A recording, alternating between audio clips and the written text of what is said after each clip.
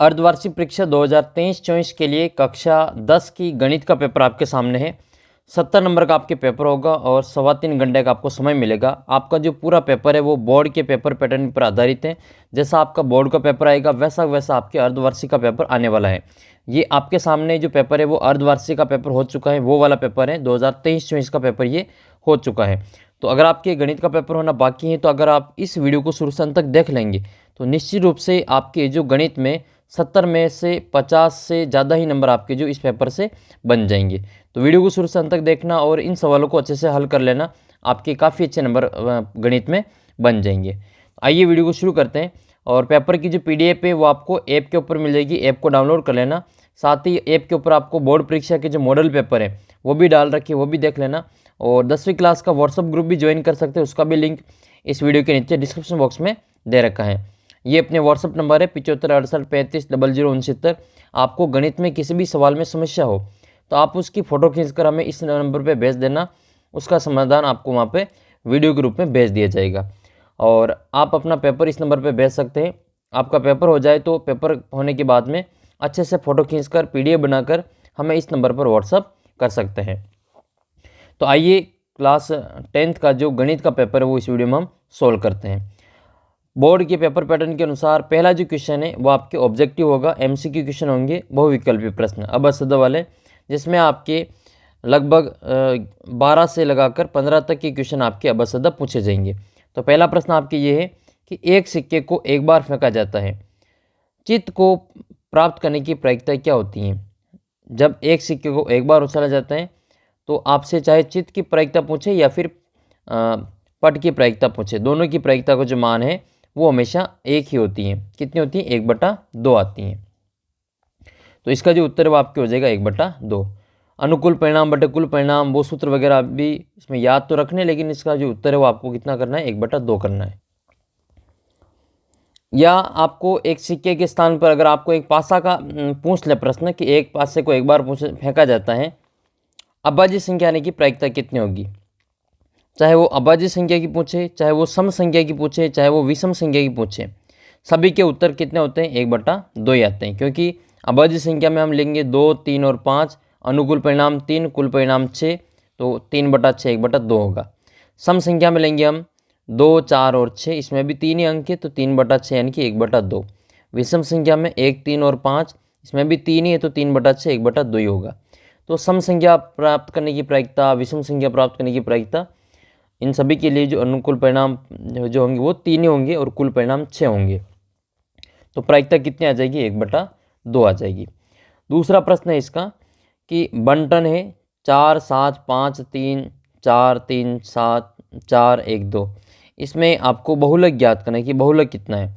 इसमें 4 कितनी बार आए? 4 आया इसमें 1 बार, 2 बार और ये 3 बार, और 3 है इसमें 2 बार, 5 इसमें 1 बार है और 1 बार है और 2 1 बार है। तो सबसे ज़्यादा बार आ रहा है इसमें 4। तो हमारा जो बहुलक है वो क्या हो जाएगा? 4 हो जाएगा। जो सबसे ज़्यादा बार आता है, जो अंक सबसे ज़्यादा बार दिखे वो अपना बहुलक हो जाएगा। जब भी आपको मोड फाइंड करना हो या फिर बहुलक निकालना हो तो सबसे ज़्यादा बार कौन आ रहा है वही अपना उत्तर हो जाएगा। और ये क्वेश्चन तो बोर्ड परीक्षा में कई बार आया हुआ है। तो इसका उत्तर कितना लिखेंगे? इसका उत्तर लिखेंगे 4 लिखेंगे। मान लो इनका माध्य ज्ञात करना है तो सभी को जोड़ के जितनी संख्या उतने का भाग दे देंगे। और माध्य ज्ञात करना है तो इनको गिनती के रूप में लिखेंगे, आरोही क्रम या अवरोही क्रम, फिर बीच की नंबर कौन सा आ रहा है वो आपको माध्यक में लिख लेना है। अगला प्रश्न है फिर आपके ये तीसरे प्रश्न में आपको बेलन का वक्रपृष्ठीय क्षेत्रफल पूछा गया है। बेलन का वक्रपृष्ठीय क्षेत्रफल होता है 2πRh।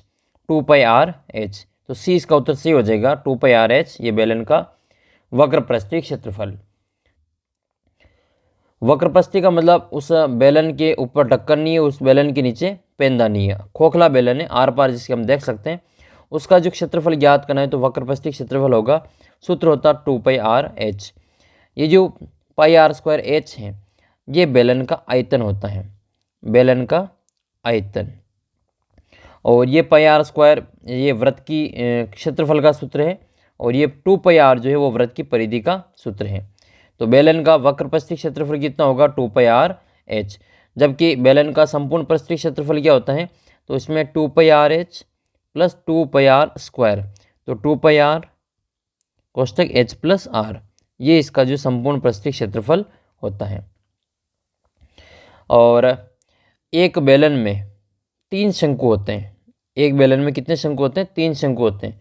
तो बेलन के आयतन में 3 का भाग दे देंगे तो शंकु का आयतन बन जाता है। नेक्स्ट क्वेश्चन है 12, 15 और 21 का लसप और मसप ज्ञात करना है। तो 12, 15 और 21 का एलसीएम ज्ञात करना है।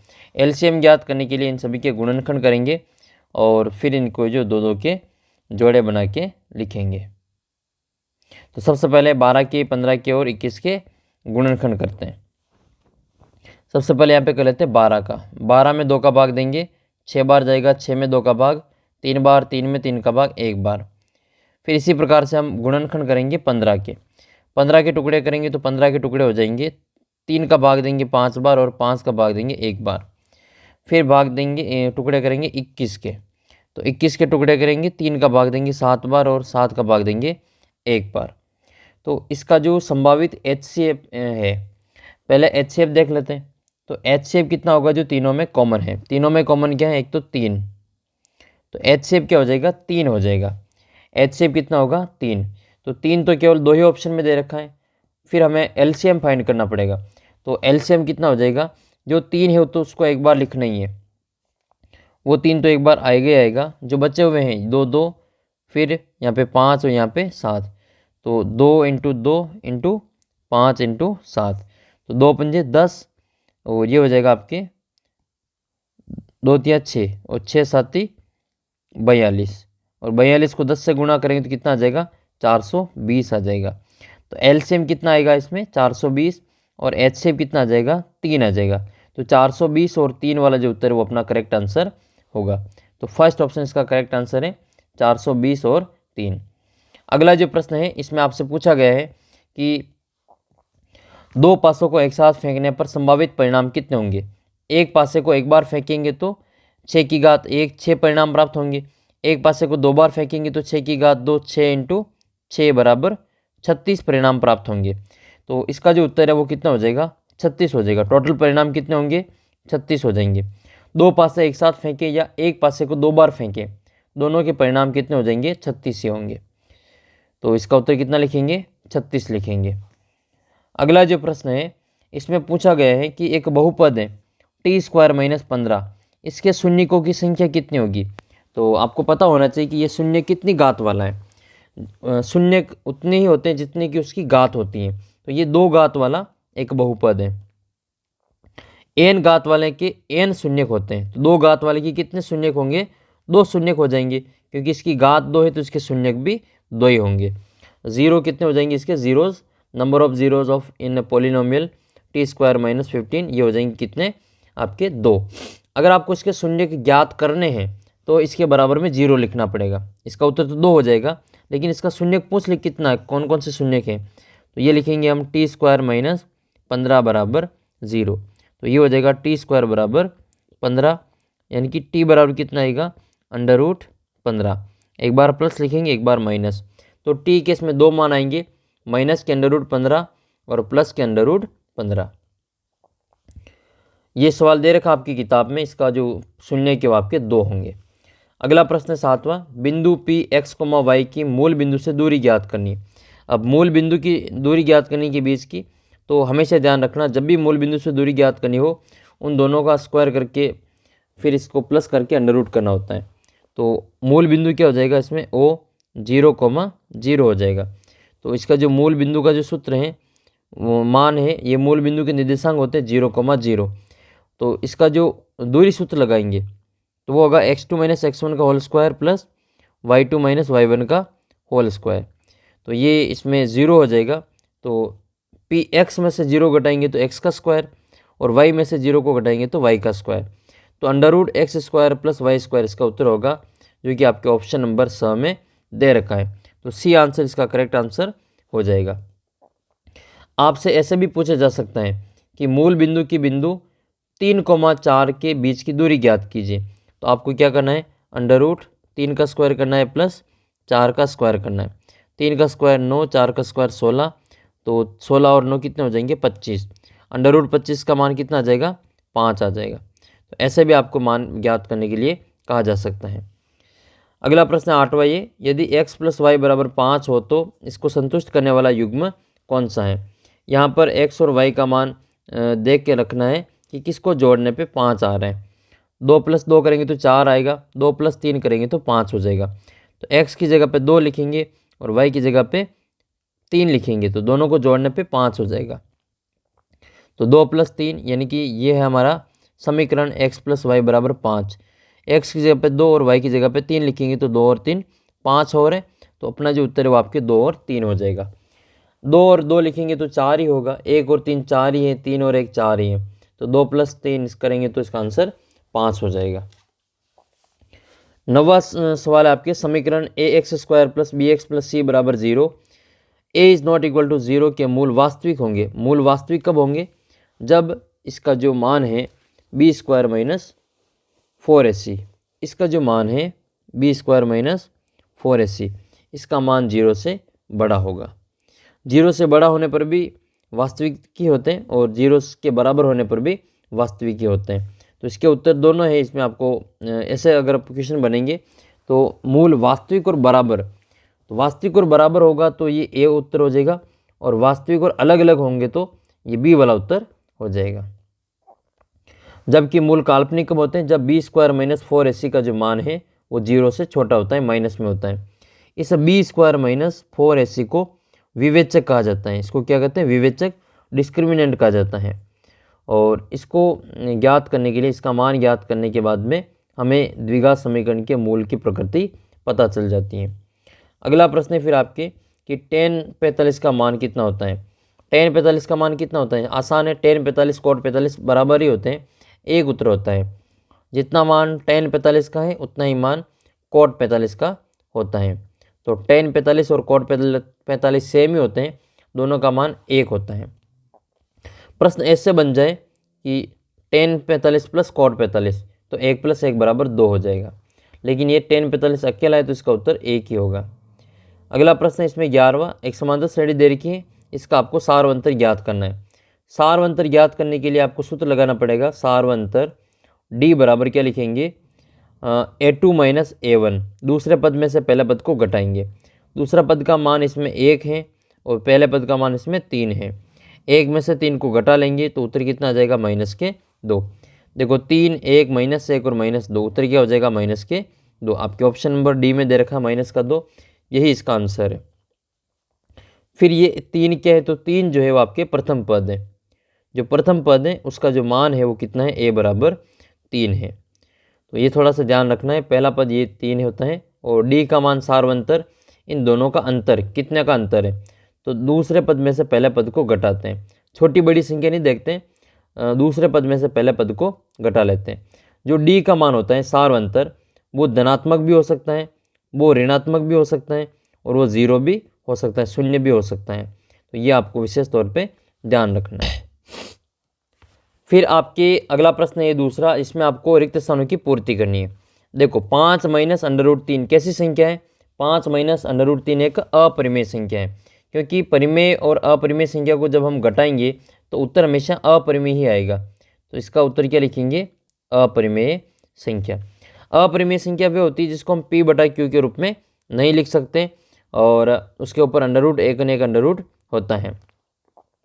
अंडर के अंदर अगर आपके पूर्ण वर्ग संख्या है, जैसे 16 है, 25 है, तो वो फिर आपके परिमेय होगी।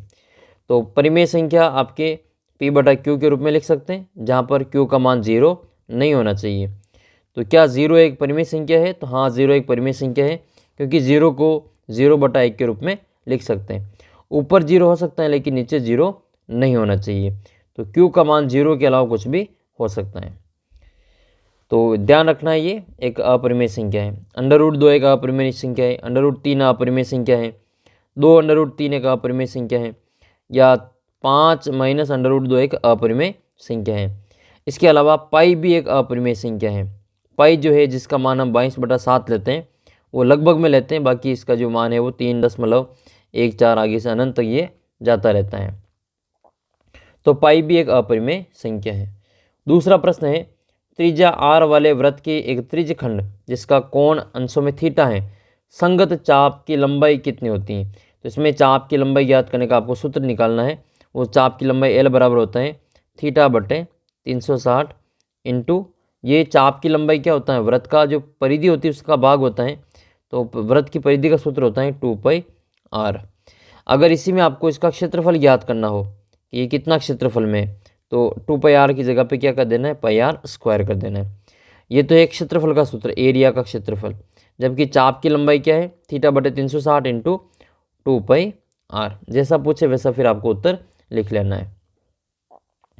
अगला प्रश्न है फिर आपके तीसरा, ये 9sec² - 10² इसमें आपको यहाँ पर ये मिस्टेक हुई है, प्रिंटिंग मिस्टेक है ये, यहाँ पर ये 9 है, ठीक है, इसका मान ज्ञात करना है।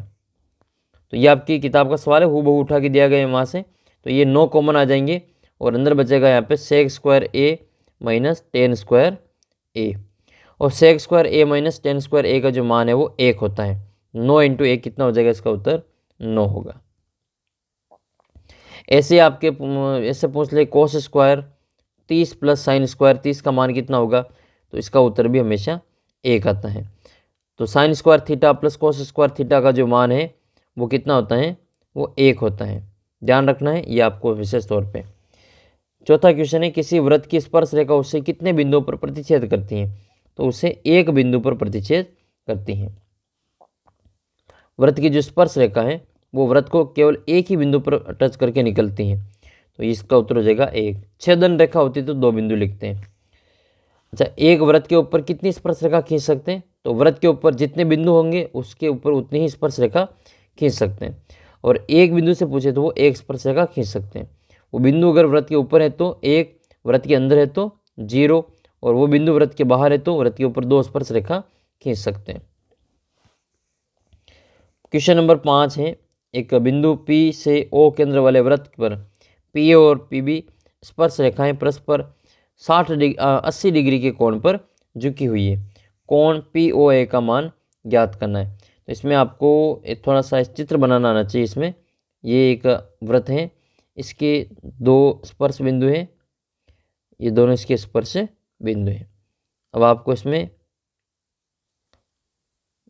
ये वाला जो मान है वहाँ पे लिखना है। ये है आपके O, ये यहाँ पे है बिंदु P, यहाँ पे A और यहाँ पे है B। तो आपको जो मान ज्ञात करना है वो POA ज्ञात करना है। ये POA, ये जो कोण है वो आपको यहाँ पे बताना है, ये वाला कोण कितना है POA। तो पहले हम ये पूरा ज्ञात कर लेंगे, फिर इसमें 2 का भाग दे देंगे। तो यहाँ पर कोण कितना है, यहाँ पर कोण है 80 डिग्री। तो अब आमने सामने के जो कोण होते हैं इस प्रकार के, वो 180 डिग्री का मान होता है। तो इनका जोड़ कितना होगा, 180 डिग्री। ये अगर 80 है तो ये कितना हो जाएगा, ये हो जाएगा आपके 100 डिग्री, क्योंकि 80 और 100 दोनों को जोड़ेंगे तो 180 हो जाएगा। तो ये जो पूरा कोण है वो कितना आया अपने, ये पूरा कोण आया अपने 100 डिग्री का। आपको तो आधा ही कोण चाहिए, तो 100 में 2 का भाग दे देंगे। तो उत्तर कितना आ जाएगा, POA बराबर 50 डिग्री। नेक्स्ट है, किसी निश्चित घटना होने की प्रायिकता कितनी होती है। तो जो घटना होना निश्चित है उसकी प्रायिकता हमेशा 1 होती है। 7वां क्वेश्चन है, बहुलक प्लस 2 माध्य बराबर, इसमें आ जाएगा 3 माध्यक। ये एक आपकी किताब में दे रखा है, 3 माध्यक बराबर 3, ये किताब में ऐसे ही दे रखा है, बहुलक प्लस 2 माध्य बराबर 3 माध्यक। आप इसको ऐसे भी याद कर सकते हैं, बहुलक बराबर 3 माध्यक माइनस 2 माध्य। एक ही इनको पक्षांतरण करके इस रूप में लिखा जा सकता है वापस। अगला जो प्रश्न है वो आपके इस प्रकार से रहेगा कि 2 चरों वाले रैखिक समीकरण निकाय का हल अद्वितीय हल होने की आपको शर्त लिखनी है। कि अद्वितीय कब होंगे, तो अद्वितीय होने के लिए उनका कोई भी अनुपात बराबर नहीं होना चाहिए। तो ये क्या हो जाएगा कि A1/A2 is not equal to B1/B2। ऐसा जब भी अनुपात आता है कि कोई सा भी अनुपात बराबर नहीं है, तो इसके जो हल होते हैं वो अद्वितीय होते हैं। अद्वितीय का मतलब वो एक ही बार रेखा काटती है। रेखा कैसे बनती है, प्रतिच्छेदी बनती है। जबकि A1/A2 बराबर है B1/B2, लेकिन तीसरा मान C1/C2 बराबर नहीं है, तब रेखा जो होती है वो समांतर होती हैं। और आपको पता है कि समांतर रेखाएं एक भी बार नहीं काटती, तो एक भी बार नहीं काटेगी तो इसका कोई हल भी प्राप्त नहीं होगा। तो समांतर रेखाओं का कोई हल प्राप्त नहीं होगा। लेकिन तीनों ही बराबर आ जाए तो फिर वो जो रेखा है वो समपाती रेखा कहलाती हैं। समपाती रेखा एक लाइन दूसरी लाइन के ऊपर गुजर जाती हैं। तो इस प्रकार से आपके पहले क्वेश्चन में आंसर हो गए, दूसरे क्वेश्चन के आंसर बता दिए। अब हम चलते हैं आपके क्वेश्चन नंबर 3 की ओर। क्वेश्चन नंबर 3 में जो है आपके वेरी शॉर्ट आंसर है, अति लघुतरात्मक प्रश्न। एक एक लाइन के यही आपके क्वेश्चन आंसर हैं, इनको भी हम यहाँ पे सोल्व करते हैं। तो पहला क्वेश्चन ये है कि द्विघात समीकरण ax² + bx + c के मूल ज्ञात करने का द्विघात सूत्र लिखना है। आपको जो द्विघाती सूत्र है श्रीधराचार्य विधि वाला वो सूत्र लिखना है इसमें आपको। तो द्विघात सूत्र कौन सा है? वो होता है x बराबर माइनस का b plus minus under root विवेचक b² - 4ac और बट्टे में लिखना है 2a। ये सूत्र मोस्ट इंपॉर्टेंट है, याद कर लेना, काफ़ी आपके फ़ायदा हो जाएगा। तो इस सूत्र को द्विघाती सूत्र भी कहते हैं और इसको हम श्रीधराचार्य सूत्र भी कहते हैं। अगला जो प्रश्न है इसमें आपको 1 से लगाकर 100 तक की गिनती की जोड़ करनी है। तो टोटल हमें पता है कि इसमें कुल कितने पद हैं, 100 पद है। तो अंतिम पद कितना हुआ? 100वां होगा, एक एक अंतर है। तो इसमें पहला पद कितना है? a बराबर है 1 और अंतिम पद कितना है? 100 और टोटल नंबर कितने इसमें? 100 ही नंबर होंगे। तो Sn ज्ञात करना है जब इसका पहला पद और अंतिम पद दे रखा हो और n का मान हमें पता हो। तो हम इसमें जो सूत्र लगाते हैं वो ये लगाते हैं कि n/2 कोष्टक a + l। a + l का मतलब पहला पद और लास्ट पद को जोड़ के और फिर इसको n/2 कर देते हैं। तो इसमें हमारा जो पहला पद है वो कितना है? पहला पद 1 है और n का मान कितना है? n का मान है इसमें 100 और l का मान भी 100 ही है। तो ये हो जाएगा आपके, यहाँ पे लिखेंगे हम इसको 100/2 कोष्टक 1 + 100। तो ये आएगा आपके 50 से गुणा कर देंगे इसको, इधर गुणा हो गया 101 हो जाएगा जोड़ होके। तो इसका उत्तर जो आएगा आपके 50-50 आंसर आ जाएगा, 50-50 इसका उत्तर लिख लेंगे। अगला प्रश्न फिर आपके लिए क्वेश्चन नंबर नेक्स्ट क्वेश्चन है कि समान ये दो समरूप त्रिभुजों की भुजाओं में क्या संबंध होता है? तो दो समरूप त्रिभुज होते हैं उनकी भुजाओं का जो अनुपात है वो हमेशा बराबर होता है। दो समरूप त्रिभुज की भुजाओं का अनुपात हमेशा बराबर होता है। अगला प्रश्न फिर आपके ये क्वेश्चन नंबर 4। इसमें आपको 2 tan 30 बटे 1 + tan² 30 का मान ज्ञात करना है। तो 2 tan 30 बटे 1 + tan² 30 का मान ज्ञात करने के लिए हम tan 30 का मान लिखेंगे। tan 30 का मान 1/√3 होता है, तो हम इनको यहाँ पे लिख लेते हैं। ये हो जाएगा 2 × 1/√3 बटे में कितना आ जाएगा? 1 + 2 1 + tan 30 का मान 1/√3 होता है। इसका स्क्वायर करेंगे, इसका यहाँ पे स्क्वायर करेंगे तो ये ऊपर तो हो जाएगा आपका 2/√3 और बटे में आ जाएगा 1 + 1/3। जब इसका लघुत्तम लेंगे तो ये आएगा 2/√3, तो ऊपर तो वैसे वैसे आएगा, बटे में इसके कुछ नहीं तो 1 और 3 का लघुत्तम 3 आएगा। 1 का भाग 3 में 3 बार, 3 को 1 से गुणा करें तो 3, 3 का भाग देंगे 1 का भाग देंगे 3 में 1 बार, 1 को 1 से गुणा करेंगे तो वो कितना आ जाएगा? 1 आ जाएगा। तो यहाँ पर हम मान लिखेंगे 2/√3 और बट्टे में है 3 और 1 4/3। जब ये भाग में है तो इसको गुणा में चेंज करेंगे तो ये आएगा आपके 2/√3 इंटू ये 3 ऊपर चला जाएगा और 4 नीचे आ जाएगा। 2 के पार से कटेगा ये 4, 2 बार कट जाएगा और ये √3 को हम यहाँ से लिख लेते हैं। तो ये आ जाएगा आपके √3 इंटू √3 बटे √3 इंटू 2। एक √3 से √3 कट जाएगा, इसका जो उत्तर है वो आपके √3/2 आएगा। तो इस प्रकार से इसको आपको हल करके लिख लेना है। अगला जो प्रश्न है वो ये है कि 1 + tan² a और 1 + cot² a का मान ज्ञात करना है। अब आपको इसका मान ज्ञात करना है 1 + tan² a और बट्टे में है आपका 1 + cot² a। तो सर समीका है ये दूसरी और तीसरी। 1 + tan² a को लिख सकते हैं हम sec² a, तो इसकी जगह पे लिख लेंगे हम sec² a। तो यहाँ लिखेंगे हम sec² a और बट्टे में क्या है 1 + cot², तो इसकी जगह लिखेंगे हम cosec² a। अब सेक और कोसेक में कोई डायरेक्ट सूत्र नहीं है, तो हम इसको साइन कोस में बदलेंगे। तो ये सेक को लिखेंगे हम 1/cos² और कोसेक को लिखेंगे हम 1/sin² यहाँ पर 1/cos और 1/sin भाग में है, तो इनको गुणा में चेंज करेंगे। तो ये आ जाएगा आपके 1/cos² इंटू 1/sin है तो sin² और बट्टे में कितना आ जाएगा, 1 आ जाएगा। 1 से गुणा होकर सेम ही आएगा, 1 से गुणा होकर सेम ही होएगा। तो ऊपर क्या बनेगा आपके sin² और नीचे आ जाएगा इसका भाग में cos²। साइन बटे कोस क्या होता है, tan होता है, तो इसका उत्तर हो जाएगा आपके tan²। तो इस प्रकार से ये साइन कोस वाला सवाल आपको हल कर लेना है। आसान है साइन कोस वाले के क्वेश्चन, इतने आपके जो लगते हैं उतने कठिन ये है नहीं। अगला प्रश्न, दी गई आकृति में थीटा का मान ज्ञात करना है। जितना मान ये है उतना ही मान ये है, दोनों मान सेम है, आधार और लंब इसका सेम है, तो कोण का जो मान है वो हमेशा 45 डिग्री आएगा। इसमें ये वाला कोण और ये वाला मान जो है दोनों बराबर है। तो अगर किसी भी मीनार की ऊंचाई और उसकी छाया की लंबाई बराबर है तो उसमें जो उत्तर आएगा वो हमेशा 45 डिग्री आता है। अगला प्रश्न फिर आपके ये क्वेश्चन नंबर 8। एक बिंदु Q से वृत्त पर स्पर्शरेखा की लंबाई 24 सेंटीमीटर है और Q से केंद्र की दूरी 25 सेंटीमीटर है। वृत्त की त्रिज्या ज्ञात कीजिए। बिंदु Q से जो वृत्त की स्पर्शरेखा की लंबाई है वो है आपके 24 सेंटीमीटर और Q की केंद्र से जो दूरी है वो आपके है 25 सेंटीमीटर। तो आपको वृत्त की त्रिज्या ज्ञात करनी। सबसे पहले इसका चित्र बना लेते हैं, फिर आपको इसकी त्रिज्या भी ज्ञात करना सिखाते हैं। एक बाहर बिंदु है Q और यहाँ से स्पर्श रेखा की जो लंबाई है ये PQ एक स्पर्श रेखा, इसकी लंबाई दे रखी है आपको 24 सेंटीमीटर, जबकि इस Q बिंदु की उसके केंद्र O से जो दूरी है वो दे रखा है आपको यहाँ पे 25 सेंटीमीटर। आपको इस वृत्त की त्रिज्या ज्ञात करनी, ये वाली OPR ज्ञात करनी। तो इस वाले त्रिभुज में आपको एक तो आपको इसका चित्र अच्छे से बनना आना चाहिए।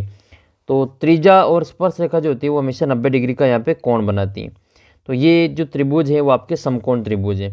तो यहाँ लिखेंगे हम त्रिभुज OPQ एक समकोण त्रिभुज है। कौन सा त्रिभुज है, एक समकोण त्रिभुज है। जब भी समकोण त्रिभुज होगा तो उसमें हम पाइथागोरस प्रमेय लगा लेंगे। तो पाइथागोरस प्रमेय के लिए 90 के सामने वाला जो कोण 90 कोण के सामने वाला जो होता है उसको कहते हैं हम कर्ण। बाकी जो भुजा होती है उसको हम लंब और आधार ले लेते हैं। तो एक को ले लेते हैं हम आधार और इसको ले लेते हैं हम लंब। आधार दे रखा है 24, लंब इसका आरंभ में ज्ञात करना है। वृत्त की त्रिज्या आधार लंब के बराबर है। तो कर्ण कितना है 25। तो पाइथागोरस प्रमेय लगाएंगे हम इसमें, पाइथागोरस प्रमेय से। तो पाइथागोरस प्रमेय कौन कौन सी इसमें कौन सी लगेगी इसमें, तो पाइथागोरस प्रमेय क्या होती है, कर्ण स्क्वायर बराबर आधार स्क्वायर प्लस लंब स्क्वायर। तो कर्ण स्क्वायर बराबर आधार स्क्वायर प्लस लंब स्क्वायर। कर्ण का मान 25 है तो यहाँ पे लिखेंगे हम 25 का स्क्वायर। आधार कितना है 24, तो 24 का स्क्वायर। लंब हमें ज्ञात करना है तो लंब की जगह पे हम OP लिख लेंगे या R लिख लेंगे। तो OP का स्क्वायर, तो ये 25 का स्क्वायर कितना हो जाएगा 625 बराबर 24 का स्क्वायर होता है 576 प्लस OP का स्क्वायर। तो यहाँ पर हमें OP का मान ज्ञात करना है। OP का मतलब R वृत्त की त्रिज्या है। 625 में से 576 घटा लेते हैं तो ये आ जाएगा आपके 625 माइनस 576। 625 माइनस 576 बराबर OP का स्क्वायर। कितने बचेंगे, 15 में से 6 गए तो 9 और 11 में से 7 जाएगा तो 4 बराबर OP का स्क्वायर। OP का मान ज्ञात करना है तो स्क्वायर हटाएंगे तो OP बराबर हो जाएगा √49। तो OP का मान कितना आएगा आपके 7 सेंटीमीटर। तो करेक्ट आंसर हो जाएगा इसमें वृत्त की जो त्रिज्या है वो कितनी है 7 सेंटीमीटर। अगला प्रश्न फिर ये 9वां प्रश्न है। द्विघात बहुपद x² प्लस 7x प्लस 10 इसके शून्य ज्ञात करने। इंपॉर्टेंट क्वेश्चन है ये, आपके उदाहरण भी दे रखा है, उदाहरण से पूछा गया है ये x² प्लस 7x प्लस 10। तो बहुपद जो है वो आपके सामने इस प्रकार से है x² प्लस 7x प्लस 10। इसके हम गुणनखंड विधि से शून्य ज्ञात करेंगे। x के 2 मान प्राप्त होंगे क्योंकि इसकी घात कितनी है 2 है। तो x के 2 मान इसमें ज्ञात करने, तो इसकी तुलना करेंगे हम इसके मानक समीकरण मानक रूप से ax² plus bx plus c से। तो a का मान कितना है 1 है, b का मान 7 है और c का मान 10 है। अब आपको गुणा करना है ए को सी से, इधर साइड में गुणा कर लेंगे, ए को सी से गुणा करना है। ए का मान 1, सी का मान 10। अब आपको 10 के गुणनखंड करने, 10 को गुणनखंड में तोड़ना है। तो 10 को क्या क्या लिखेंगे, 10 को लिखेंगे 1 इंटू 10 या फिर 2 इंटू 5, वापस लिखेंगे 5 इंटू 2, तो वही बात है ऊपर लिख रखी है, तो इनको हम ये 2 ही लिखेंगे।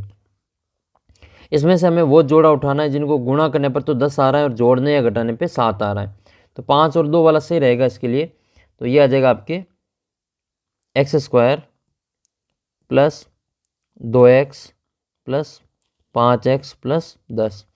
यहाँ पर हम x को कॉमन निकाल लेंगे, यहाँ बचेगा x प्लस 2। सेम वापस आगे भी कोष्टक में ऐसे ही x प्लस 2 बचना चाहिए, तो हम प्लस के 5 निकालते हैं, यहाँ बचेगा x प्लस 2। एक बार लिखेंगे x प्लस 2, एक बार लिखेंगे x प्लस 5। x प्लस 2 बराबर 0 लिखेंगे और x प्लस 5 बराबर भी 0 लिखेंगे।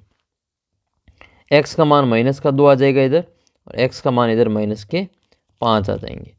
तो x के इस प्रकार से आपको 2 मान ज्ञात कर लेने हैं। अगला प्रश्न फिर आपके ये 10वां है, 21 सेमी त्रिज्या वाले वृत्त के एक त्रिज्य खंड का क्षेत्रफल ज्ञात करना है। ये जो सवाल है वो आपके प्रश्नावली है, 12वीं प्रश्नावली उसका सवाल है, ठीक है, 12.2 का सवाल। तो इसमें r बराबर कितना है, r बराबर 21 सेंटीमीटर है और थीटा का जो मान है वो 60 डिग्री इसमें दे रखा है। तो कोण और त्रिज्या दे रखी है, तो इसमें हम त्रिज्य खंड का क्षेत्रफल ज्ञात करेंगे। सीधा इसमें केवल सूत्र ही लगाना है। अच्छा, इसमें केवल यही पूछा है त्रिज्य खंड, इसका मतलब लघु त्रिज्य खंड का क्षेत्रफल ही ज्ञात करना है। सवाल में हमें दे रखा है त्रिज्या r बराबर 21 सेंटीमीटर और कोण थीटा बराबर 60 डिग्री। फिर हम इसमें क्या करेंगे, जो ज्ञात करना है इसका सूत्र लगाएंगे। तो त्रिज्य खंड का क्षेत्रफल ज्ञात करना है, तो हम यहाँ पे सूत्र लगाएंगे त्रिज्य खंड का क्षेत्रफल। तो त्रिज्य खंड का क्षेत्रफल क्या होता है, त्रिज्य खंड का क्षेत्रफल होता है थीटा बटे 360। ये होता है थीटा बटे 360 इंटू क्षेत्रफल है, तो हमें लगाना पड़ेगा यहाँ पे पाई r स्क्वायर। देखो पाई का मान जब तक नहीं कहे तब तक आपको 22/7 ही रखना है, क्योंकि जब भी r का मान ऐसी संख्या देंगे जिससे 7 के पार से कट जाए, तो फिर पाई का जो मान है वो 22/7 ही रखना है। तो यहाँ पर r और थीटा के मान लिख लेते हैं। थीटा की जगह पे लिखेंगे 60, तो यहाँ पर आ जाएगा आपके 60/360 इंटू पाई का मान वही लिखेंगे 22/7 और गुणा में r का मान कितना है 21, तो 21 इंटू 21, या तो 21 का स्क्वायर कर दो या 21 इंटू 21 कर दो। तो इनको हम यहाँ पे काटेंगे, तो देखो 1 0 से ये 1 0 कट जाएगा, 6 के पार से 36 कटेंगे 6 बार, फिर ये 7 के पार से 21 कटेंगे 3 बार, 3 के पार से 3 को काटेंगे 1 बार और 6 को काटेंगे 2 बार, फिर हम 2 के पार से 2 को काटेंगे 1 बार और 22 को काटेंगे 11 बार। तो कौन कौन इसमें संख्या बच रही है ऊपर अपनी, तो संख्या जो ऊपर बची हुई है वो केवल आपके 2 ही अंक है, एक तो 11 और एक है 21, बाकी सभी को हमने काट दिया है। तो 11 के पार से 21 को गुणा करना है, तो इसका जो उत्तर है वो आपके 231 हो जाएगा। 11 एकम 11, और अगला प्रश्न है, अगला जो गुणा है वो 2 बार बोलना है। 11 दूनी 22, 22 और 1 23, तो 231 इसका आंसर आ जाएगा, 231। तो इस प्रकार से आपको त्रिज्य खंड का क्षेत्रफल ज्ञात कर लेना है। अगर परिधि का ये चाप की लंबाई पूछ ले तो यहाँ पे पाई r स्क्वायर की जगह पे क्या करना है, थीटा बटे 360 इंटू 2 पाई r करना है, बस। बाकी पूरा सवाल सेम ही रहेगा, मान लिखना है। फिर आपके अगला प्रश्न है, यदि PE बराबर 0.05 है तो E नहीं की प्रायिकता क्या होगी। सवाल में दे रखा है PE किसी भी घटना के होने की प्रायिकता दे रखी है, PE बराबर 0.05, इसमें के नहीं होने की प्रायिकता ज्ञात करनी है। तो किसी भी घटना के होने की प्रायिकता PE प्लस उस घटना के नहीं होने की घटना जो प्रायिकता है उसका जोड़ हमेशा 1 होता है। तो होने की घटने की प्रायिकता दे रखी है 0.05 प्लस उस घटना के नहीं होने की प्रायिकता E नहीं बराबर कितना आ जाएगा 1। अब 0.05 को हम 1 में से घटाएंगे, तो PE नहीं यानी कि प्रायिकता E नहीं की क्या हो जाएगी, ये प्लस की संख्या इधर आएगी तो माइनस में चली जाएगी। तो 1 माइनस कितना लिखेंगे 0.05। तो 1 में से 0.05 को घटाएंगे तो ये 0.95 आंसर बचेगा। तो ई नहीं की जो प्रायिकता है वो कितनी हो जाएगी 0.095 आंसर हो जाएगा। घटाएंगे कैसे इसको 1.00 लिखेंगे क्योंकि दशमलव के बाद में यहाँ पर 2 अंक है तो यहाँ पर भी 2 0 लगाना पड़ेगा। तो 0.05 उधार लेंगे चाहे यहाँ से तो यहाँ 9 हो जाएगा और यहाँ पे 10 हो जाएगा। 10 में से 5 गए तो 5, 9 के 9 यहाँ पे 0। तो 0.95 इसके आंसर है। फिर आपके एक सवाल दे रखा है ये खंड ब में कि सिद्ध कीजिए कि 7√5 एक अपरिमेय संख्या है। उदाहरण भी है, एक सवाल भी है ये, उसको वैसे वैसे याद कर लेना और आपको वहाँ पे छाप के आ जाना है। 5वां क्वेश्चन है एक द्विघात बहुपद ज्ञात कीजिए जिसके शून्यकों का योग और गुणनफल √2 और 1/3 है। तो आपको ये द्विघात बहुपद ज्ञात करना है। तो इस सवाल में आपको शून्यकों का योगफल दे रखा है और शून्यकों का गुणनफल दे रखा है, यानी कि यहाँ पर जो दे रखा है वो अल्फ़ा प्लस बीटा दे रखा है। अल्फ़ा प्लस बीटा कितना है 2 है और यहाँ अल्फ़ा इंटू बीटा, तो अल्फ़ा इंटू बीटा कितना है 1/3 है। इसका सीधा जो फॉर्मूला है वो आपको याद करना है, द्विघात बहुपद बराबर द्विघात बहुपद बराबर क्या हो जाएगा P, ये हो जाएगा यहाँ पे x² माइनस शून्यकों का योग यानी कि alpha plus beta into x plus शून्यकों का गुणनफल अल्फ़ा इंटू बीटा। बस इसमें आपको मान ही रखना है, ये हो जाएगा x² minus alpha plus beta कितना है वो है 2, तो इसका लिखेंगे हम 2x और प्लस अल्फ़ा इंटू बीटा का 1/3 है। तो ये हो जाएगा आपका नई x में एक बहुपद। यहाँ पर इस 3 को हटाना है तो 3 को पूरी समीकरण से भाग कर देते हैं, गुणा कर देते हैं। तो यहाँ पर आ जाएगा आपकी ये fx बराबर 3x² माइनस 3 दूनी 6x और प्लस में 1, यही इसका आंसर है।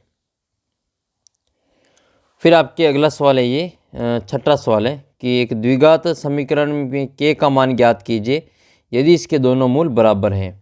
ये द्विघात समीकरण दे रखी है 2x² प्लस kx प्लस 3 बराबर 0। इसके दोनों मूल बराबर हैं तो आपको k का मान ज्ञात करना है। तो यहाँ पर एक द्विघात समीकरण ये दे रखी है 2x² प्लस kx प्लस 3 और इसके दोनों ही मूल बराबर हैं। तो सबसे पहले तो मूल अगर बराबर है तो विविक्तिकर का जो मान है वो 0 के बराबर होता है, यानी कि हम इसमें ABC का मान निकाल लेते हैं। A बराबर कितना है 2, B बराबर कितना है k और C बराबर कितना है 3 है। चूँकि इसके जो मूल है वो बराबर है, मूल बराबर हैं, अगर मूल बराबर है तो इसका जो b² माइनस 4ac है इसका मान भी 0 के बराबर होगा। तब भी तो इसके मूल बराबर होते हैं जब b² माइनस 4ac बराबर 0 होता है। तो हम यहाँ पे ABC के मान लिख लेते हैं। तो सबसे पहले हम यहाँ पे A का मान लिखेंगे, तो A, B और C का मान लिखते हैं। B का मान कितना है k, तो यहाँ हो जाएगा आपके k का स्क्वायर माइनस 4 इंटू A कितना है 2 और C कितना है 3 है बराबर 0। तो इनको गुणा कर लेंगे, k² बराबर 4 दूनी 8 और 8 है 24 बराबर 0। k का मान ज्ञात करना है तो k² तो यहाँ पर माइनस के 24 को इधर ले आएंगे तो प्लस के 24, तो k² बराबर माइनस प्लस के 24, तो k बराबर क्या आ जाएगा √24। और जब इससे हम हल करेंगे तो इसका जो उत्तर है वो √24 को हल कर लेंगे, 2 का भाग देंगे 12 बार, फिर 2 का भाग देंगे 6 बार, 2 का देंगे 3 बार और 3 का देंगे 1 बार। इससे 1 2 का जोड़ा बाहर आ जाएगा। तो k का जो मान है वो आपके आएगा प्लस माइनस 2 फिर 2 तिया 6। तो ये इसका मान आपको यहाँ पे लिखना है। इसके अलावा आपको यहाँ पे इकाई लिखनी है, ठीक है। k का मान यहाँ पे जो प्लस में भी हो सकता है और माइनस में भी हो सकता है। फिर आपके अगला सवाल है ये 7वां सवाल है, उस बिंदु के निर्देशांक ज्ञात कीजिए जो बिंदुओं को जोड़ने वाले रेखाखंड को आंतरिक रूप से 3:1 में विभाजित करता है। तो ये दोनों बिंदु हैं A और B, इसको मिलाने वाला रेखाखंड है AB। इसके ऊपर एक P बिंदु हमने मान लिया Px, y जो इसको 3:1 में विभाजित करता है। तो हम इनको यहाँ पे लिख लेंगे, ये तो M1 है और ये वाला हमारा M2 है। विभाजन सूत्र लगेगा इसमें, ए का जो मान है वो हमारा x1 और y1 है, और b का जो मान है वो हमारा x2 और y2 है। तो इन सभी के हम मान यहाँ पे लिख लेते हैं। और सबसे पहले हम लगाएंगे यहाँ पे विभाजन सूत्र। विभाजन सूत्र कौन सा है? तो विभाजन सूत्र आपको अच्छी प्रकार से याद होना चाहिए। विभाजन सूत्र है हमारे पास में पी एक्स कोमा वाई बराबर यहाँ पे सूत्र लगेगा m1x2 प्लस m2x1 बट्टे में क्या आएगा आपके m1 प्लस m2। ये तो x के लिए हमने लिखा, y के लिए भी सेम ही है हमारे यहाँ पे m1y2 प्लस m2y1 और बट्टे में आ जाएगा आपके m1 प्लस m2। यहाँ पर आपको m1 m2 x1 x2 y1 y2 के मान लिखने, तो हम यहाँ पे मान लिखेंगे p x कोमा y का मान हमें ज्ञात करना है। m1 का मान तो हमारे पास में है 3 इंटू x2 का मान कितना है, x2 का मान हमारे पास में है 8 प्लस m2 कितना है 1 और x1 कितना है, x1 है हमारे पास में 4 बट्टे में कितना आ जाएगा 3 प्लस 1। नेक्स्ट है फिर आपके y के लिए, m1 का मान 3 इंटू y2 कितना है 5 प्लस m2 कितना है 1 और y1 कितना है माइनस का 3 और बट्टे में लिखेंगे हम 3 प्लस 1। अब आपको इसको हल करना है। हल करने के लिए आपको यहाँ पर थोड़ा सा पहले गुणा करना पड़ेगा फिर जोड़, तो पी एक्स कोमा वाई बराबर ये हो जाएगा 3 8 8 24 24 प्लस 4 एकम 4 बटे 3 और 1 4। इधर क्या है 5 15 माइनस 3 बटे 4। जब इसको हम आगे हल करेंगे तो 24 और 4 कितने हो गए 28 बटे 4 और 15 में से 3 गए तो 12 बटे 4। 28 में 4 का भाग 7 बार जाएगा और 12 में 4 का भाग 3 बार जाएगा। तो उस P बिंदु के निर्देशांक जो हमने माना है वो क्या है 7,3 है। फिर सवाल नंबर 10 है ये, जिसमें दी गई आकृति में D समांतर है BC के, तो आपको AD का मान ज्ञात करना है। AD का मान कितना आएगा? तो यहाँ पर ये दे रखा है इस 10वें सवाल में कि D समांतर है BC के। ये एक त्रिभुज है जिसमें ये D जो भुजा है वो इस BC के समांतर है। अगर ये इसके समांतर है तो थेल्स प्रमेय के अनुसार जो हम लिखते हैं, ये अगर इसके समांतर है तो थेल्स प्रमेय के अनुसार, थेल्स प्रमेय से इनका जो अनुपात है वो भी बराबर होता है। अनुपात में क्या क्या है वो हो जाएगा आपके AD बटे DB बराबर क्या है AE बराबर में है AE बटे EC। यहाँ पर इन सभी के मान लिख लेते हैं। त्रिभुज में मान दे ही रखें, थेल्स प्रमेय से अगर ये अनुपात बराबर है, ये समांतर है तो इनका अनुपात बराबर होगा। AD का मान कितना है हमें ज्ञात करना है, तो AD का AD लिखेंगे और DB कितना है 7.2, DB कितना है 7.2, तो AD बटे 7.2 बराबर AE कितना है 1.8 और ये EC कितना है 5.2। अब आपको यहाँ पे AD का मान ज्ञात करना है तो इन सभी को यहाँ पे से क्रॉस गुणा कर लेते हैं, तो ये हो जाएगा आपके AD बराबर 1.8, इसके पॉइंट से इसका पॉइंट हट जाएगा तो 18 बटे 54 इंटू 7.2, 18 एकम 18, 18 दूनी 36, 18 तिया 54। तो AD का मान ज्ञात करने के लिए 7.2 में हमें भाग देना पड़ेगा 3 का, तो 3 का भाग जाएगा इसमें आपके 3 दूनी 6.4, तो ये कितना हो जाएगा 2.4। AD का जो मान है वो कितना आएगा आपके 2.4 सेंटीमीटर इसका आंसर होगा। अगला प्रश्न फिर आपके एक ठोस एक अर्ध गोले पर खड़े एक शंकु के आकार का है जिसकी त्रिज्या 1 सेंटीमीटर है। शंकु की ऊंचाई उसकी त्रिज्या के बराबर है, तो इस ठोस का आयतन पाई के पदों में ज्ञात कीजिए। तो इसमें आपको चित्र बनाना है जिसमें एक ठोस के ऊपर एक ठोस अर्धगोला है, इसके ऊपर एक शंकु खड़ा है। तो ये इस प्रकार से तो बन जाएगा अर्धगोला और इसी अर्धगोले के ऊपर आपको एक बनाना है शंकु, तो इसके ऊपर आपको एक शंकु इस प्रकार से बना लेना है। अब इसी शंकु की जो त्रिज्या है वो और इसकी जो ऊंचाई है वो सेम है, यानी कि अर्धगोले की त्रिज्या और इस शंकु की जो ऊंचाई है वो दोनों बराबर है। वो दोनों कितनी है? त्रिज्या जो है वो आपके दे रखी है 1 सेंटीमीटर। तो त्रिज्याएँ कितनी है? आर बराबर तो है 1 सेंटीमीटर और एच बराबर कितना है? शंकु की ऊंचाई वो भी 1 सेंटीमीटर। उत्तर जो निकालना है आपको पाई के पदों में निकालना है। ये जो आकृति बन रही पूरी वो कौन सी आकृति है? इसमें एक तो शंकु है और एक इसमें अर्धगोला है और दोनों का आयतन ज्ञात करना है शायद इसमें पाई के पदों में। तो आयतन ज्ञात करने के लिए पूरे खिलौने का आयतन कितना हो जाएगा?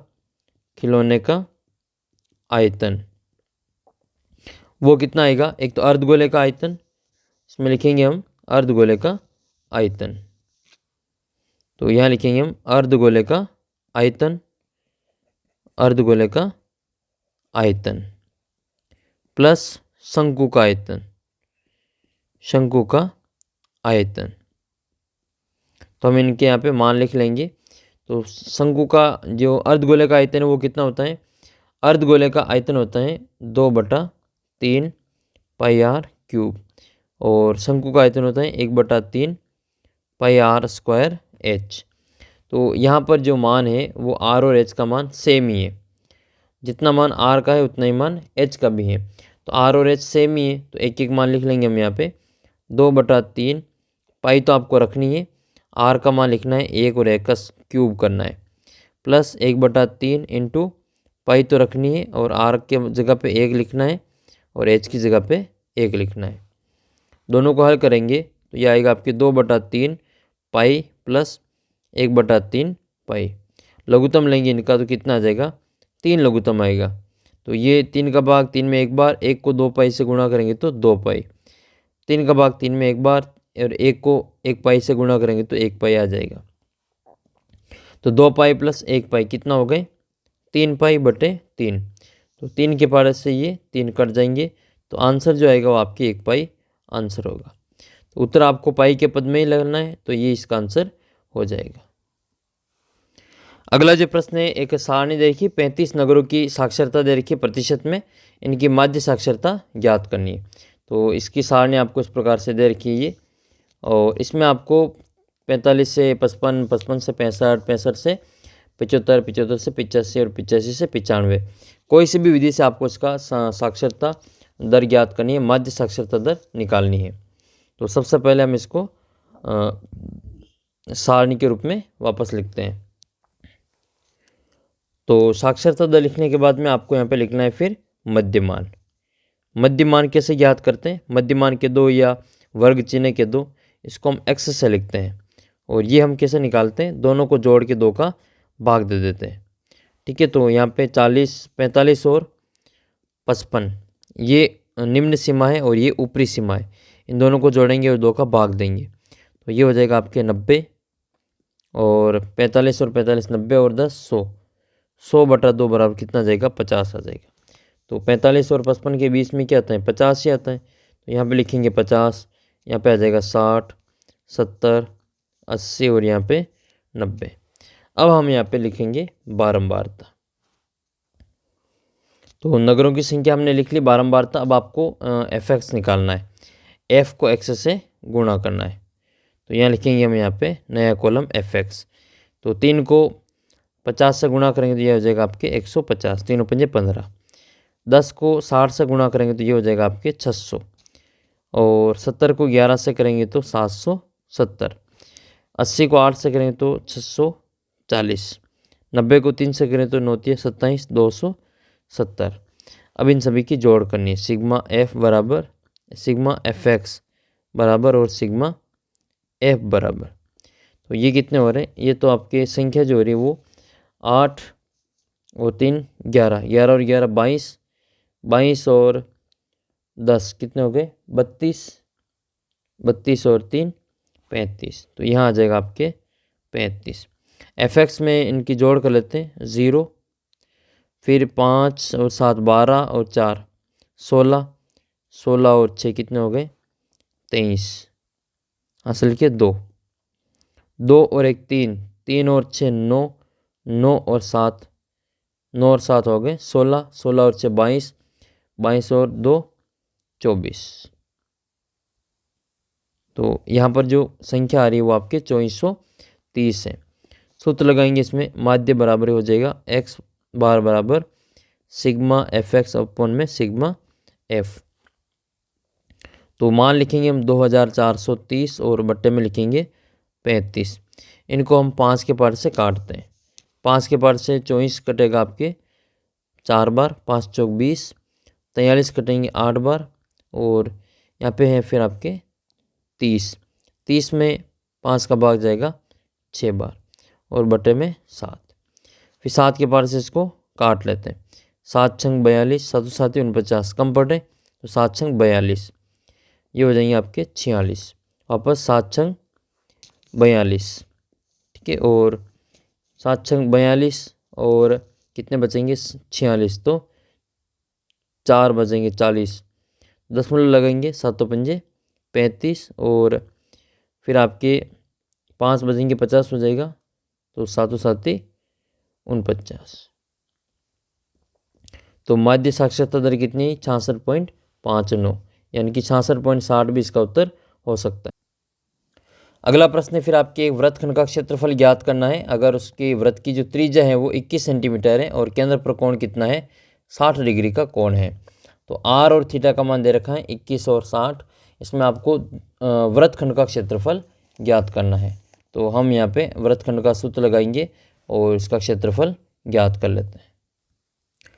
तो अगला जो इसमें हम सोल्व करते हैं, आर का और थीटा का मान लिख के, थीटा का मान इसमें आपके 60/360 इंटू पाई का मान 22/7 इंटू आर यानी कि 21 इंटू 21, ठीक है, और माइनस में कितना है 21 का स्क्वायर बटे 2, और गुणा में लिखना है आपको sin 60। इसको हम यहाँ पे हल कर लेते हैं। जब इसको हम हल करेंगे तो यहाँ पे आएगा आपके ये 6 बार कटेगा, 7 के पार से ये 3 बार कटेगा, 3 के पार से ये 2 बार कटेगा, 2 के पार से 22, 11 बार कटेगा। तो ये आ जाएगा आपके 11 इंटू 21 माइनस 21 का वर्ग कितना होता है 441, और बट्टे में 2 इंटू sin 60 का मान कितना होता है, sin 60 का मान होता है √3/2। जब इसको हम सोल्व करेंगे तो ये आ जाएगा 231। वापस चेक कर लेते हैं, 11 एकम 11, 11 दूनी 22 और 1 23, और माइनस में कितना है आपके 441 √3 और बटे में 4। तो इसको हम लघुत्तम लेके हल कर लेंगे, या फिर यहीं तक इसका आंसर आप इसमें छोड़ सकते हैं। अगला प्रश्न है फिर आपके कि एक बिंदु ए की निर्देशांक ज्ञात करने, जहां ए बी वृत्त का व्यास है और केंद्र 2,3 है, बी के निर्देशांक 1,4 है। तो आपको बिंदु ए के निर्देशांक ज्ञात। तो इसमें दे रखा है वृत्त का व्यास ए और बी इसके मध्य बिंदु है, ये ओ सेंटर इसका मध्य बिंदु हो जाएगा 2,3, और बी बिंदु के निर्देशांक इसमें 1,4। तो आपको ए बिंदु के निर्देशांक ज्ञात करना है। तो सबसे पहले हम इसमें मानेंगे कि माना कि ए के निर्देशांक x1 y1 है।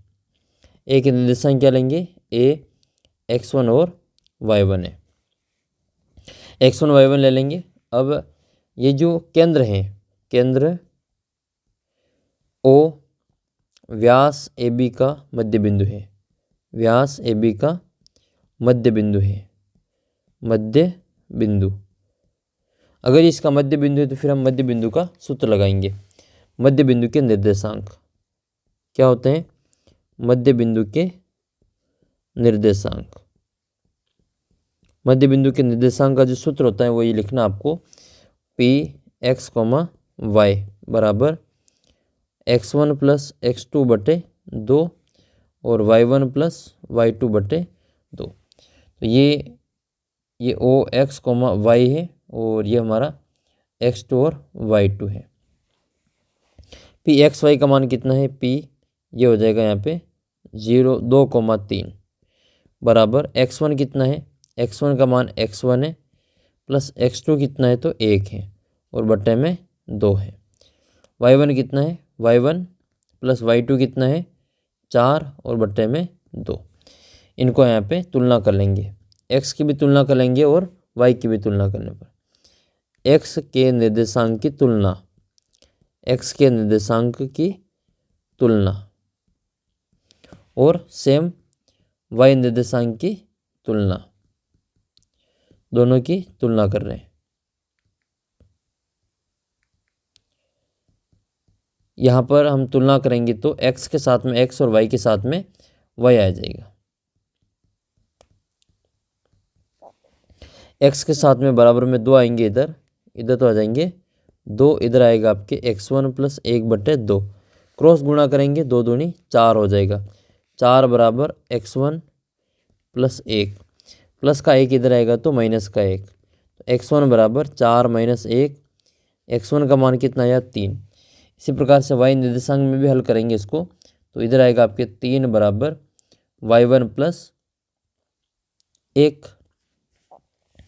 y1 प्लस, एक बार इसको वापस देख लेते हैं, y1 प्लस 4 और बटे में 2, तो ये हो जाएगा 3 दूनी 6, 6 बराबर y1 प्लस 4, 4 को इधर लाएंगे तो 6 माइनस 4 बराबर y1, 6 में से 4 गए तो 2, तो y1 का जो मान है वो कितना आपके 2 है।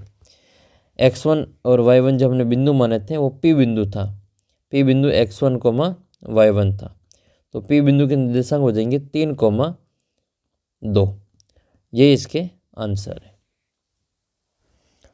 अगला सवाल है फिर आपके, निम्नलिखित आंकड़ों 225 बल्बों के उपकरणों को जीवन काल घंटों में दर्शा देता है, तो उपकरणों का बहुलक जीवन काल आपको यहाँ पे ज्ञात करना है। बहुलक ज्ञात करने के लिए आपको नई सारणी नहीं बनानी पड़ेगी, यही इसी सारणी से काम चल जाएगा।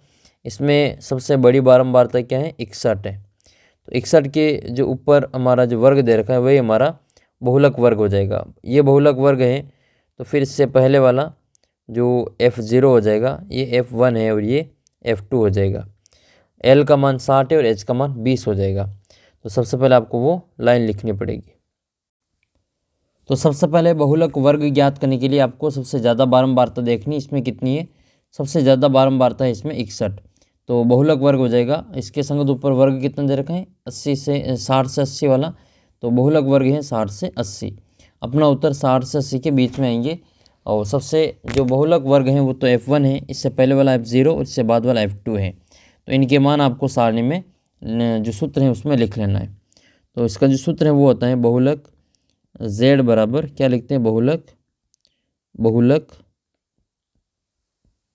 Z बराबर ये होता है L plus F1 minus F0 और बट्टे में 2F1 minus F0 minus F2 into H। इन सभी के यहाँ पे सारणी से मान लिख लेते हैं। तो ये हो जाएगा L का मतलब बहुलक वर्ग की निम्न सीमा कितनी लिखेंगे, 60। F1 कितना है, 61 माइनस F0 कितना है, F0 है हमारे पास में 52, बटे में 2 इंटू 61 माइनस 52 माइनस 38 और गुणा में आ जाएगा यहाँ पे 20। सबसे पहले कोष्टक को हल करेंगे तो ये आएगा आपके 60 प्लस 61 में से 52 गए तो कितने बचेंगे, 9 बचेंगे, ऊपर बचा हमारा 20, इधर है गुणा करने पर 100, 2 एकम 2 और 6 दूनी 12, 122 माइनस ये कितने हो जाएंगे 90, 122 माइनस 90, यहाँ लिखेंगे हम 60 प्लस इनको माइनस कर लेते हैं, 9 दूनी 18, 180 और नीचे कितने बचेंगे, ये 12 में से 0 गए तो 2 के 2 और 12 में से 9 गए तो 3, तो 180 और 32 को हम काट लेंगे, 8 के पार से काटेंगे तो 8 दूनी 16, 8 के पार से नहीं कटेगा ये पूरा, 4 के पार से काट लेते हैं, तो 4 के पार से 60 प्लस 4 के पार से 4 चौक 16 और 4 पंजे 20 और बटे 4 8 32, 45 में 8 का भाग देंगे तो 60 प्लस 5 8 40, 45 में 8 का, तो 5 बार जाएगा इसमें भाग 40, कितने बचेंगे, 5 जीरो लगाएंगे 10,50 में जाएगा आपके 6 बार, 6 8 48, कितने बचेंगे 2 20, 2 बार जाएगा तो 5.62, तो उत्तर करेंगे इसको मिलाएंगे तो यह आ जाएगा आपके 6 2 इसका आंसर है। फिर आपके अगला सवाल है, ये सिद्ध कीजिए कि किसी वृत्त के परिगत समांतर चतुर्भुज एक समचतुर्भुज होता है। पार्ट डी में आपके 3 क्वेश्चन पूछे गए 21, 22 और 23। तो यहाँ पर x + 3y = 6 और 2x - 2y - 4 इनको हल करना है और इनसे फिर आपको ग्राफ खींचना है। 22वें सवाल में आपको सिद्ध करना है। सिद्ध कीजिए कि √1 - sin a और बट्टे में 1 + sin a = sec a + tan a है, या फिर आपको cosec a - sin a sec a - cos a बराबर √1/tan a + cot a लाना है। ये सवाल तो आपको रट के रखना है, अंडर वाला √1 - sin a और 1 + sin a बराबर sec a और tan a वाला मोस्ट इम्पोर्टेंट सवाल है ये। आप इसको जो अच्छी प्रकार से याद कर लेना, अच्छी प्रकार से रट लेना। हर बार पूछा जाता है और इस बार भी आपके पूछा जाएगा। तो ये था आपके गणित कक्षा 10 की पूरा पेपर मैंने इसमें सोल्व करवा दिया है। इंपॉर्टेंट क्वेश्चन जितने भी थे सारे सारे करवा दिए। और भी मैंने कई सारे पेपर अपलोड कर रखे हैं, तो उनको भी आप देखना। पेपर आपका हो जाए तो आप इस नंबर पे व्हाट्सअप कर देना अपना पेपर, मैं उसका सॉल्यूशन आपको यहाँ पे करवा दूंगा। पेपर बिल्कुल साफ होना चाहिए, जैसे क्लियर पीडीएफ आपके होनी चाहिए। पीडीएफ आपको ऐप के ऊपर मिल जाएगी। ऐप का लिंक वीडियो के नीचे डिस्क्रिप्शन बॉक्स में दे रखा है। साथ ही चैनल को सब्सक्राइब कर लेना और ऐप को अपने सभी दोस्तों के साथ में शेयर जरूर करना। मिलते हैं आपको अगले वीडियो में, तब तक जय हिंद जय भारत।